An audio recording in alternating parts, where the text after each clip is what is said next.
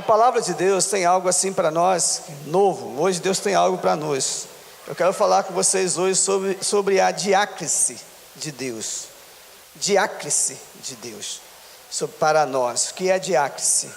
Isso é algo que Deus tem para nós hoje, para nosso discernimento como dom espiritual sobre aquilo que o Senhor tem para trazer a revelação da sua palavra.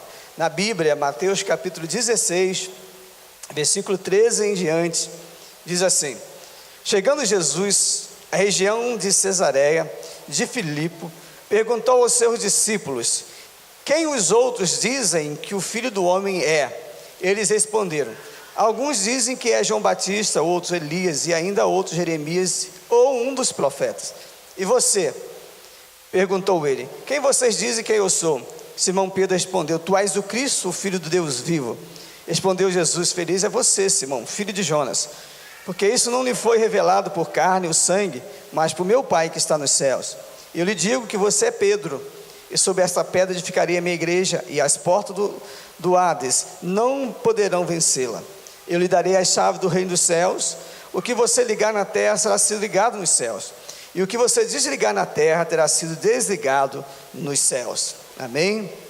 Senhor, a tua palavra é linda, maravilhosa e perfeita, e ela nos dá um crescimento, nos traz a maturidade e nos dá a revelação do teu reino. Que nessa tarde possamos estar tendo esse crescimento na tua palavra, que todos que estão aqui, todos que estarão assistindo de alguma forma, possam ser tocados poderosamente por aquilo que o Senhor tem para trazer aos nossos corações. Eu rogo ao Senhor, e lhe peço isso em nome de Jesus. Amém, amém.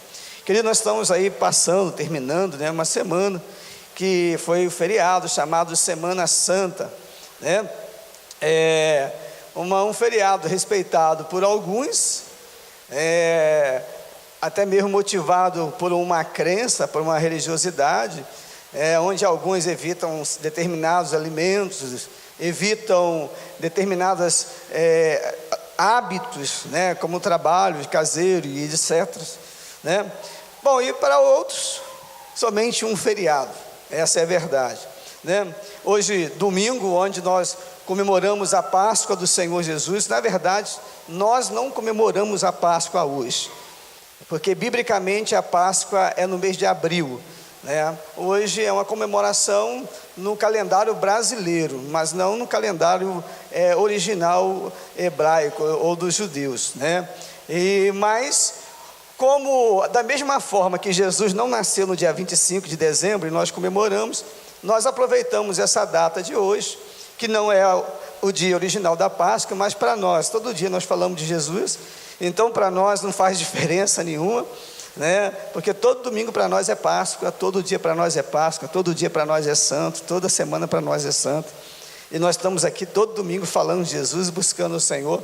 Por isso também nós decidimos então hoje ministrar a ceia do Senhor, aproveitando o momento, onde muitos estão até mesmo mais abertos para isso. Bom, hoje a Páscoa para alguns é um dia de reflexão, um dia onde nós possamos realmente entender o que é a Páscoa, porque a Páscoa significa passagem, Isso começou lá no livro de Êxodo, onde o Senhor, para libertar o seu povo do Egito, o Senhor chama então os seus sacerdotes, chama lá através de Moisés, e manda que o povo sacrificasse um cordeiro e colocasse o sangue do cordeiro nos umbrais da porta.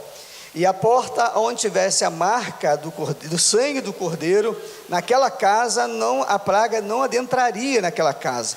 Ou seja, os primogênitos dos filhos de Israel não seriam mortos. E aonde não tivesse aquela marca do sangue, então a praga chegaria e a morte chegaria. E assim aconteceu, e através desse momento, o povo então estava liberto, o faraó não conseguiu mais prender o povo no Egito, e aí se tornou a Páscoa. A Páscoa quer dizer passagem. A Páscoa para nós é algo poderoso, querido, porque aquilo ali simbolizava o que nós estávamos passando. Por que a Páscoa? Porque o Cordeiro de Deus, A Bíblia fala que Jesus, quando foi levado à crucificação, a Bíblia fala que ele foi como ovelha muda ao matadouro. Ali fazendo uma comparação entre Jesus e o cordeiro. Só que quando Jesus foi levado ao matadouro, digamos assim, ou a crucificação, a Bíblia fala que naquela hora o Senhor estava dando a sua vida, o seu corpo e o seu sangue por causa de nós. Então o sangue de Jesus Cristo, a palavra de Deus diz que nos purifica de todo pecado. Isso quer dizer que Jesus é o Cordeiro Pascual. Isso quer dizer que Jesus é a nossa Páscoa, ou seja, a nossa passagem. Passagem de quê? De uma vida sem Deus, de uma vida de perdição para uma vida com Deus, para morar com o Senhor Jesus. Então hoje nós precisamos ter a marca do sangue de Jesus Cristo sobre a nossa vida, para que nós possamos sair do Egito e possamos adentrarmos na terra prometida que o Senhor está separando e preparando para nós, como diz a sua palavra, né? Então isso aí, ou a Semana Santa, a Páscoa, provavelmente vocês já leram, já estudaram e pode se aprofundar mais sobre isso, mas o que eu quero falar hoje é sobre a diácrise. Essa é uma palavra grega que quer dizer discernimento, prudência, discriminação, perceber, distinguir ou diferenciar. Quando nós falamos sobre a diácrise divina como um dom, nós estamos falando sobre o discernimento do Senhor para nós. Então nós estamos, por que esse tema hoje, né? Deus, Ele colocou isso no meu coração, querido, porque às vezes as pessoas fazem tanto rituais, às vezes nós somos tão religiosos, mas não temos discernimento daquilo que nós estamos fazendo. Às vezes fazemos algo só por um costume, né? Por uma questão de costume, por uma questão, né, de crença, aonde nós vivemos assim e crescemos assim, ou porque simplesmente ouvimos alguma pessoa falar, mas não existe a profundidade às vezes dentro do nosso coração. E essa diácrise vem com esse discernimento para que possamos ter a profundidade da palavra em nossos corações. Jesus, quando ele chega para a multidão e chega principalmente para os seus discípulos, ele faz duas perguntas muito importantes. Esse texto, né, é um texto assim tão profundo, né? E Jesus vira para os seus discípulos, ele fala assim: olha, Jesus perguntando, quem sou eu para essas pessoas que estão me acompanhando? Quem sou eu para todos esses homens e essas mulheres que estão aqui ao meu redor? E depois Jesus faz uma outra pergunta: quem sou eu para vocês? Entende isso? É a pergunta que Jesus faz aos seus discípulos: quem ele era para os outros e quem ele era para os seus discípulos. No mundo de muitas informações, né, de muitas religiões, de muitas crenças, nós não podemos simplesmente acreditar em tudo que nós ouvimos, só porque alguém falou e eu acredito. Nós precisamos ter base, né? Por isso, mais do que um conhecimento da palavra, a importância da experiência individual com o Senhor Jesus. A diácrise, né, é esse discernimento que eu vou ter através do relacionamento. E esse relacionamento com Deus é de extrema importância. Efésios capítulo 4, versículo 14, o texto traz para nós a seguinte definição: o propósito é que não sejamos mais como crianças, levados de um lado para o outro pelas ondas, nem jogados para cá e para lá, por todo o vento de doutrina, e pela astúcia e esperteza de homens que induzem o erro. Pessoas que não têm um embasamento bíblico, um alicerçamento, ou está alicerçado na palavra, uma pessoa que não está firmado, né, naquilo que realmente ele crê, ele pode se tornar vítimas de erro. Existem muitas pessoas, querido, que são vítimas de erro, de engano, de homens que muitas das vezes usam até mesmo uma palavra, mas usam para enganar. E isso, infelizmente, é uma realidade. Isso é a realidade do nosso tempo. Existem pessoas fazendo barbaridade em nome de uma crença, de um Deus, que na verdade não tem nada disso para que seja feito. Primeiro que o Senhor nos chamou para viver numa liberdade, não uma escravidão. E obviamente que essa liberdade é diferente de libertinagem. É uma liberdade espiritual em Jesus, de alegria, de viver a palavra, de estarmos vivendo com o coração aberto, motivado pela palavra de Deus. Mas muitos estão presos dentro de uma doutrina, presos dentro de um costume, de um dogma, que estão levando, aprisionando cada dia mais. E isso é sério. Por isso, a importância do diácrise em nossa vida, ou seja, do discernimento. Discernimento, ele é fruto do crescimento espiritual. O discernimento, querido, é uma característica de maturidade. Agora, para você conquistar um crescimento, para você conquistar uma maturidade, será muito importante a leitura da palavra. Será muito importante você colocar o seu discernimento em prática, orando ao Senhor, para que o Senhor venha confirmar no seu coração as coisas que são ministradas, e que o Senhor possa confirmar no seu coração também os seus desejos. Porque muitas das vezes nós somos enganados segundo os nossos desejos, nossos projetos, nossos sonhos. Então precisamos ter o discernimento de Deus para entendermos se esse é o verdadeiro caminho que devemos tomar, E é essencial no processo de tomar decisões sábias, em exercer julgamento correto sobre o que vai acontecer no mundo físico e no mundo espiritual. A importância do discernimento para todas as coisas. Precisamos disso, Agora, minhas verdadeiras definições são frutos de meus relacionamentos profundos. Relacionamentos profundos.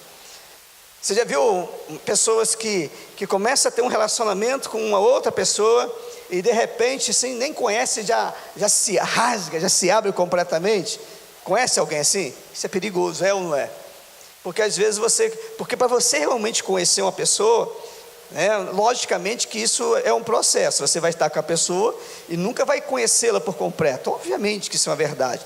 Mas quanto mais você caminhar com a pessoa, você mais vai conhecê-la. Vai conhecer as coisas boas, mas também vai conhecer as coisas ruins, Mas isso vem se dar através de um relacionamento profundo.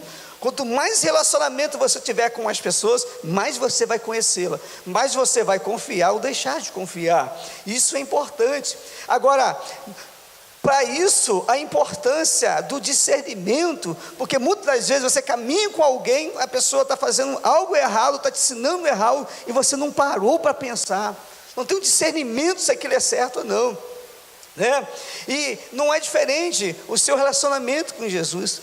Porque quanto mais você se relacionar com Jesus, quanto mais você andar com Ele, quanto mais você buscá-lo através da palavra, através de oração, através das suas meditações, mais você terá um relacionamento com Jesus e mais profundo será esse relacionamento. E na verdade, é isso que Deus espera de nós. Na criação do homem, a Bíblia fala que todos os dias o Senhor vinha para ter um relacionamento com o homem. A coisa mais maravilhosa disso, que quem criou o homem foi Deus, e Deus sabia todas as partes que o homem tem, Deus conhecia todos os projetos do homem, porque Ele é Deus, mas Deus, Ele se colocou, ou se propôs ter esse relacionamento com o homem, primeiro que Ele ama isso, porque Ele nos criou para isso, porque se tem uma coisa que Deus gosta, que Deus ama, é ter esse relacionamento conosco, mas Deus fez isso por causa também de nós, para que nós pudéssemos nos aprofundarmos no Senhor a cada manhã, e possamos realmente ter relacionamento profundo com Deus, amém, querido? Relacionamento profundo com Deus. As pessoas que acompanhavam Jesus tinham Ele como respeito e admiração, a ponto de compará-los a um dos profetas, que para os judeus eram profetas de muito valor, Elias, Moisés. Ou seja, comparou a Jesus. Se fôssemos colocar assim, a nível de comparação, eles colocou Jesus num patamar muito alto. Eles colocaram Jesus num patamar muito alto, porém, faltava intimidade para saber realmente quem Ele era. Embora Ele tivesse participado dos milagres, Embora eles tivessem participado de tantos ensinamentos de Jesus, mas ele ainda não tinha a intimidade com o Senhor Jesus. O versículo 14, eles respondem o seguinte: alguns dizem, tu és João Batista, outros Elias e outros Jeremias, ou um dos profetas. Ou seja, comparou Jesus a pessoas que eles admiravam, mas eles admiravam, mas tinham uma comparação ou uma crença errada. Então não basta você ser um religioso, não basta você crer, não basta você acompanhar, você precisa experimentar. E só vai experimentar Jesus quem tem verdadeira intimidade com Ele. Amém, queridos? Amém. E isso é sério. Agora, uma coisa vai buscando a outra, porque intimidade, ela se refere às coisas relativas ao interior da pessoa. Intimidade tem a ver com aquilo que ela não reparte com outros, é algo do íntimo, é algo que está dentro do coração, né? É algo que você, querido, nasce lá dentro de você. Não é algo que fala assim, ó, amor à primeira vista. Pá, já viu isso? Acredita nisso, irmão, amor à primeira vista? Eu não consigo acreditar nesse negócio não, né? Você pode até admirar em primeira vista, mas amor à primeira vista, isso não me encaixa muito bem não, mas tudo bem se você pensa assim, né? Às vezes o nosso discernimento que é errado. Nosso discernimento às vezes, ou para falar a verdade, a maioria das vezes ele nos deixa na mão, quando nós não temos discernimento sadio, correto, baseado naquilo que o Senhor tem para nós. Porque nós olhamos uma pessoa e muitas vezes fala assim, eu não sei se vocês já fizeram isso, mas eu já fiz muito isso, já pequei muito com isso. Graças a Deus que em relação a isso estou pecando menos hoje, mas já pequei muito, de olhar para a pessoa e falar assim, cara, não vou com a cara dessa pessoa. Você já fez isso? Sim ou não? Já fiz muito isso, irmão. Já fiz de verdade, confesso para vocês, é ceia. Confesso para vocês que eu já pequei. Hoje eu estou pecando menos, já aprendi um pouco mais. Porque muitas das vezes eu olhei para uma pessoa e falei assim, nossa, essa pessoa, ela é uma pessoa legal, uma pessoa tal. E essa, eu não vou com a cara daquela outra. E justamente aquela outra que eu achava que não era assim, era uma pessoa coerente e íntegra. Por quê? Porque o meu discernimento, na verdade, eu julguei sem ter um discernimento. Porque eu não conhecia a pessoa. Porque para mim discernir, eu tenho que ter intimidade. Intimidade vem de relacionamento profundo. Na verdade, o que eu tive foi simplesmente algo que eu achei que fosse, na verdade não era. Porque você vai conhecer o Senhor a partir do momento que você tiver mais intimidade com Ele. Porque se você não tiver intimidade com Ele, você vai ser só um religioso. Aí eu vou falar com você assim, hoje é dia de tomar ceia. Você vai pegar o copinho, pegar o pão, vou tomar, você tomou, não sabe nem por que está tomando, porque não tem intimidade. Ah não, agora nós vamos fazer um determinado trabalho, tal, independente que for. Aí você vai fazer esse trabalho, mas vai fazer porque alguém te direcionou simplesmente por isso. Entende isso? Mas você não está fazendo aquilo, você pode até estar fazendo por uma questão de obediência, de acreditar no que seu líder está direcionando. Mas se seu líder te direcionar você errado, entende isso? Você vai saber através do discernimento do Espírito, que é um dom espiritual que Deus tem para todos nós, e é só você pedir que Deus vai falar o seu coração. Amém, querido? A importância disso, né? A intimidade, Salmo 25, versículo 14, diz para nós que a intimidade do Senhor é para os que o temem, as quais Ele dará a conhecer a sua aliança. Intimidade com o Senhor para quem teme o Senhor, né? É para quem teme o Senhor. Muitos podem até conhecer algo sobre Jesus, quem Ele é, um profeta, João Batista, Jeremias, né? Mas intimidade com o Senhor é para quem teme ao Senhor. Sabe o que é temer? Tem gente que tem medo de Deus, Me lembro uma vez que eu estava no congresso de jovens, aí os jovens reuniram comigo, e tinha um rapaz que ele fazia parte do louvor da igreja, ele era músico da igreja. Aí o pessoal jovem, adolescente, gosta de botar pilha, né? Gosta de pilhar. Aí pegou o rapaz e falou, sai pastor, esse rapaz aí, quando fala da volta de Jesus, ele corre, vai para fora. Ele tem medo de falar de volta de Jesus. Aí eu conversei com ele, por que você tem medo? Aí você já sabe por que ele tem medo, né, irmão? Ele não quis explicar porque ele tem medo, mas logicamente, obviamente, pensamos logo que tem alguma coisa errada. Porque Para a pessoa ter medo da volta de Jesus, porque tem uma coisa errada. Agora, temer a Deus é diferente de ter medo, porque temer tem a ver com respeitar, tem a ver com reverenciar e tem a ver com obedecer. Quando a pessoa tem medo, ela está com medo da consequência de algo que ela fez. Quantos entenderam? Já viu aquele ditado, quem não teme, não deve. Obviamente, né, que nós erramos, mas nós não somos pecadores que vivemos no pecado, somos pecadores arrependidos, que estamos lutando constantemente para não viver no pecado. Agora, quem vive no pecado e não se arrepende, na verdade tem medo. Se Jesus vier hoje eu vou para o inferno, o que vai acontecer? Não.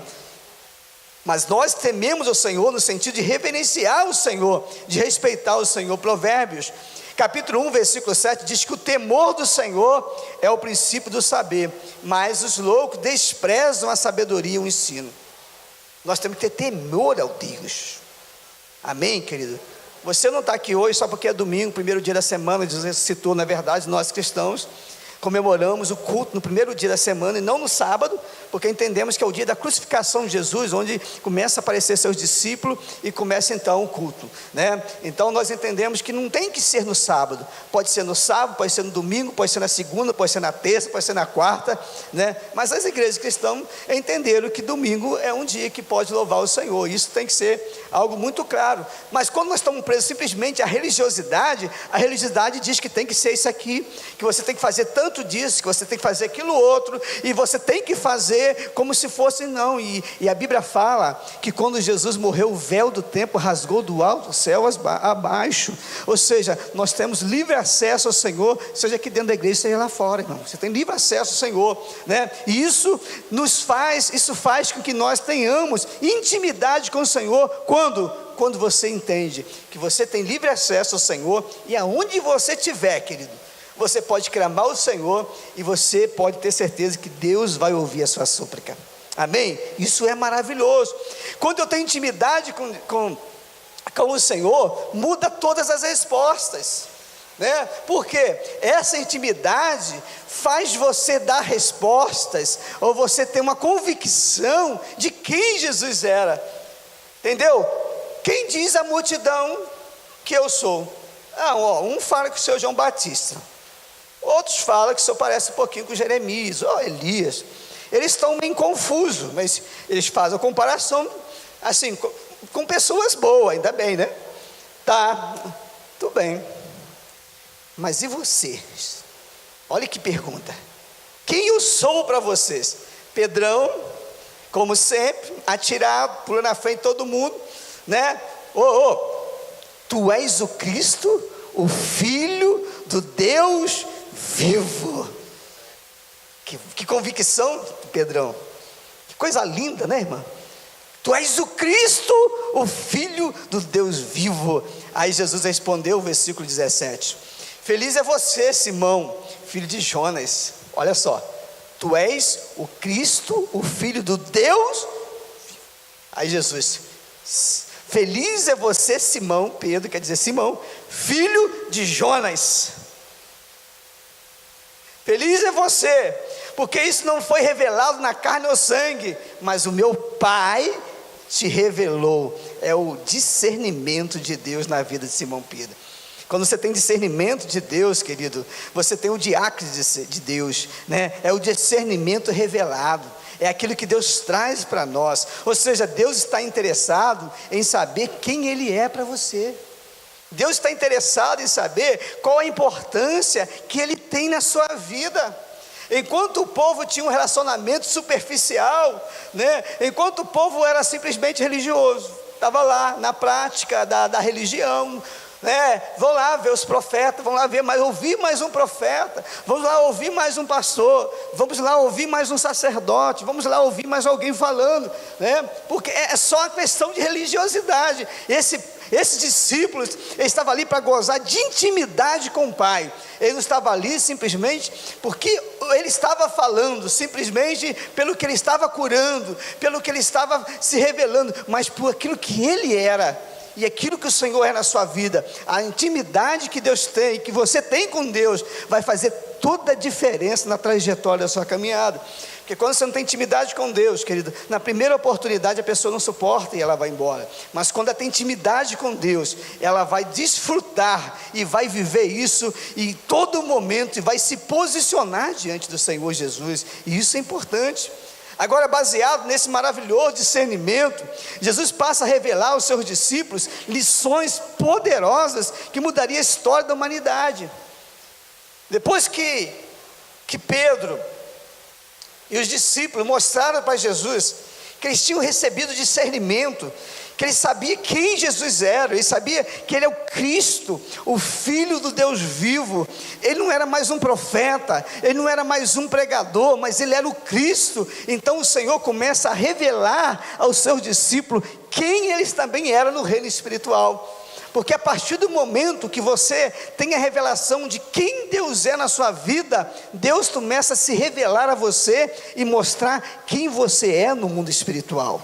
Em primeiro plano, Jesus revela o início da sua igreja. Jesus revela aos seus discípulos o início da sua igreja. Ele chama Pedro, ele fala assim: Pedro, tu és uma rocha, ou um pedaço de rocha, como diz no original, e sobre esta pedra, Jesus falando dele, ou seja, uma rocha, eu edificarei a minha igreja. Então Jesus faz aqui um trocadilho de palavra no grego, né? Ele diz para Pedro, diz assim: Pedro, Petrus. Pedro quer dizer Petrus. Petrus quer dizer pequena rocha.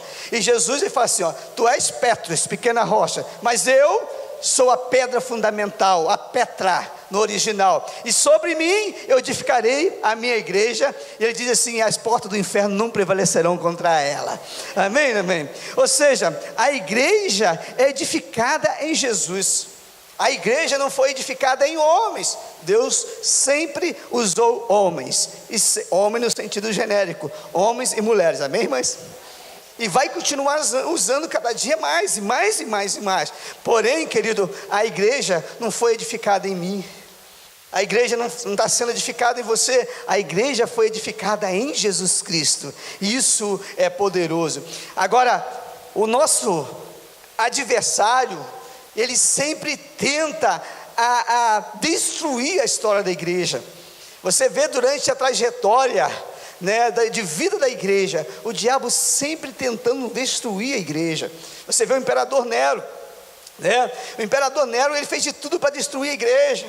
Diz aí a história que ele colocou o fogo em Roma, e depois ele culpou a igreja por ter colocado fogo em Roma. Então eles pegaram cristãos e mataram os cristãos, né? Diz que a cidade ficou por 3 dias como se fosse postes, mas eram homens e mulheres cristãos que estavam em chama, pegando fogo, iluminando a cidade de Roma. Por que ele fez isso? Movido por uma crença satânica, diabólica, para destruir a igreja do Senhor. Não foi diferente com o imperador Trajano, né? O imperador Trajano, ele mandava crucificar os cristãos e lançar os cristãos à fera. Não foi diferente com Marco Aurélio, né? Que fez a mesma coisa. Ele decapitava os cristãos e jogavam para os leões comer. Não foi diferente com o imperador Severo, com o imperador Décio, um monte de gente, imperador Diocleciano. Ou seja, homens, querido, que matava os cristãos, derrubava as igrejas, homens que pegavam a Bíblia, depois que passaram a ter Bíblia, e queimavam a Bíblia. Agora, apesar das perseguições, ou talvez por causa dela, a igreja crescia com rapidez assombrosa. Amém, querido? Ou seja, não tem como você desfazer uma palavra que Deus disse, que a porta do inferno não vai prevalecer contra a minha igreja. Não tem como. Quanto mais ele perseguia a igreja, quanto mais perseguia a igreja, matando, decapitando e crucificando, mais a igreja crescia. Vai entender esse negócio, irmão. Existia um homem, pesquisa sobre ele depois, chamado John Hus. Não sei se eu pronunciei certo, perdoe aí os irmãos, né? Mas esse homem foi um precursor da reforma protestante, e ele foi condenado à morte. E quando ele estava prestes a ser jogado, se não me falha a memória, na fogueira, então o rei foi lá e pediu ele para ele voltar atrás, para ele abandonar a fé. Então, querido, a história diz que ele chegou até a estaca, né, onde seria amarrado, olhando para todos eles sem medo, ele pronunciou, né, uma frase que ficou marcante. Primeiro ele subiu nela, depois que 2 assistentes do carrasco, vou ler para vocês aqui, haviam rasgado suas roupas. Naquele momento um dos eleitores, o príncipe do Palatinado, subiu e implorou que Rus voltasse atrás para que fosse poupado da morte nas chamas. Olha a frase que ele disse. Ele disse o seguinte: hoje vocês assarão um ganso magro, porque a palavra Rus significava ganso, né? Mas em 100 anos ouvirão um cisne cantar, não serão capazes de assá-lo, e nenhuma armadilha ou rede poderá segurá-lo. O nome Rus significa ganso. Essa frase que ele falou aconteceu em 1415. 97 anos depois, em 1512, foi o ano em que Martinho Lutero, ele graduou-se em doutor em teologia. Então, quase 100 anos depois da morte de Rus, levanta Martinho Lutero e foi um grande reformador da igreja evangélica, da igreja cristã no mundo. Então, querido, pode até tirar a vida de um homem que teme ao Senhor, mas você nunca vai tirar a palavra que Deus foi lançada sobre esse lugar. Então, essa igreja, a igreja verdadeira, a igreja do Senhor Jesus Cristo, não foi edificada sobre homens, mas foi edificada sobre o Senhor Jesus. Amém? Não é diferente hoje, querido, com a igreja. Eu estava lendo uma reportagem, e essa reportagem está dizendo o seguinte, uma pesquisa que foi feita, que mais de 100 mil cristãos são assassinados por ano. Estou falando agora, no nosso tempo, mais de 100 mil cristãos. É que nós estamos num país que é maravilhoso, querido, mas eu vou chegar no nosso país. Mais de 100 mil cristãos são assassinados por ano, ou seja, preste atenção, 11 cristãos por hora. 11 cristãos por hora são assassinados em todo o mundo, segundo esse site que trouxe essa informação. Ou seja, ela está acontecendo principalmente por extremismo islâmico, e isso é uma realidade. Agora, no Brasil, qual é a perseguição que nós estamos vivendo no Brasil? Eu vejo, querido, que no Brasil não é uma perseguição política, porque hoje mesmo, quem acompanhou aí o Congresso da Lagoinhas, nós vimos muitas pessoas também, muitos homens, que trabalham com missões porta-abertas, missões mais, falar sobre a questão na Índia, em outros países, que estão matando cristãos, mas a igreja está crescendo assustadoramente naqueles lugares. Por que está acontecendo? Porque a obra do Senhor, ela não é feita em cima de fundamento humano, ela é feita em cima, baseada na palavra do Senhor, ou seja, o próprio Jesus disse, a igreja é edificada sobre a minha vida. Amém, querido? Agora, o que eu vejo, o que eu percebo, é meu entendimento sobre o Brasil, que a nossa perseguição aqui no Brasil, ela não é uma questão política. Só que eu acho que a perseguição que nós estamos vivendo, querido, ela é mais perigosa, ela é mais difícil de ser detectada. Por quê? Porque no meu entendimento, perdoe se você não concordar, mas é meu entendimento, eu vejo que a perseguição que nós estamos vivendo no Brasil é uma contaminação, a perseguição através de contaminação na igreja, tanto moral como espiritual, onde o pecado, ele traz para dentro da igreja como se fosse algo normal, ou seja, o pecado está dentro da igreja como se fosse algo normal, não tem problema. Entendeu? Ou seja, o dinheiro fala mais alto, onde a ética muitas vezes não é exercida. E eu vejo que isso é o grande problema. Porque se alguém chegar aqui e pegar um de nós, se alguém chegar aqui e pegar o pastor da igreja de vocês e falar assim, olha, eu vou matar o pastor de vocês, porque ele não vai abandonar Jesus. Aí vocês vão ver lá e como faz no país extremista, né? Vai lá e ou corta o pescoço, ou enforca, ou dá um tiro e matou. Eu tenho uma convicção de uma coisa, que isso na verdade, querido, vai despertar mais a fé.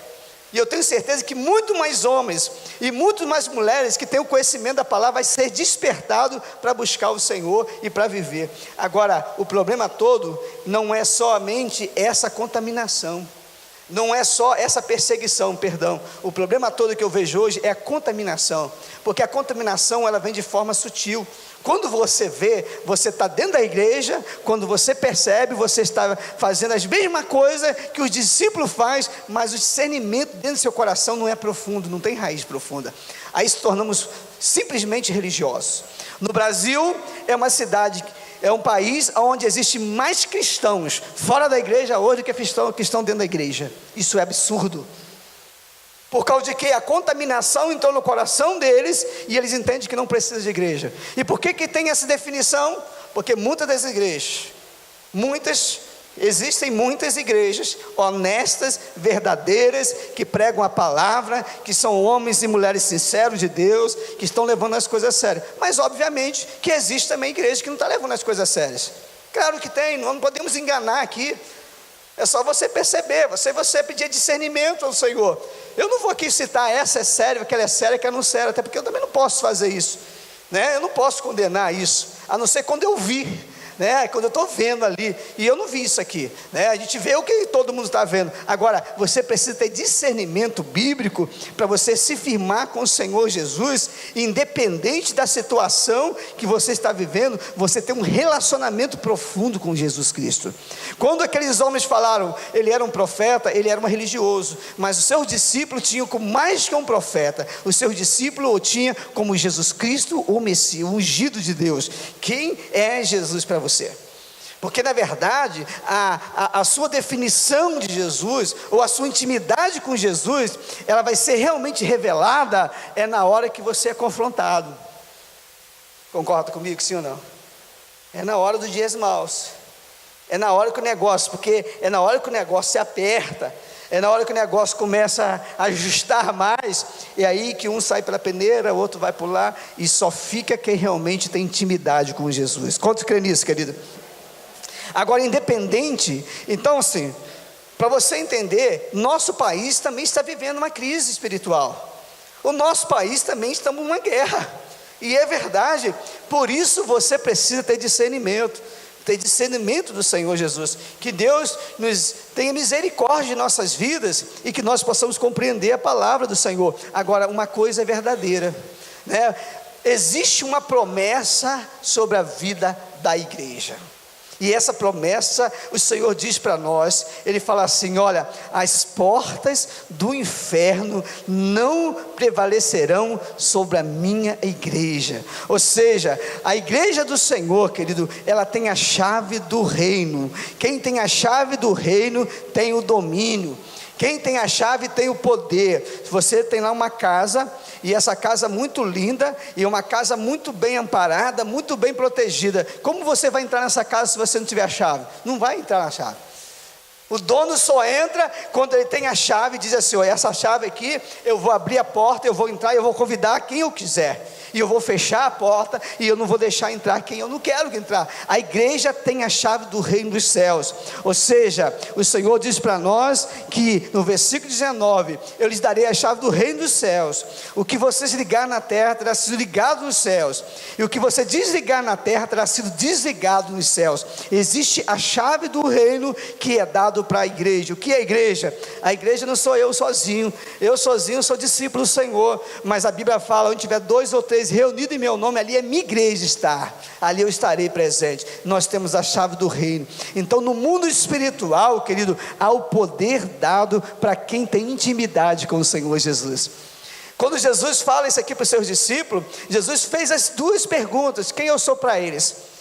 Eles não mostraram conhecimento de Jesus. E quem eu sou para vocês? Não, tu és o Cristo. Bom, tu está respondendo, Simão, porque tu foi revelado pelo Pai. Então vocês são a igreja, e para vocês que é a igreja, as portas do inferno não prevalecerão contra a vida. Isso quer dizer que a porta do inferno não pode prevalecer contra você, igreja do Senhor Jesus Cristo. Amém? Quando você tem intimidade com Deus, querido, quando você desfruta da intimidade com Deus, o inferno vai se levantar, as perseguições se levantam, as dificuldades vão vir, os dias tenebrosos vão vir, as decepções virão. Você está no mundo, não se esqueça disso.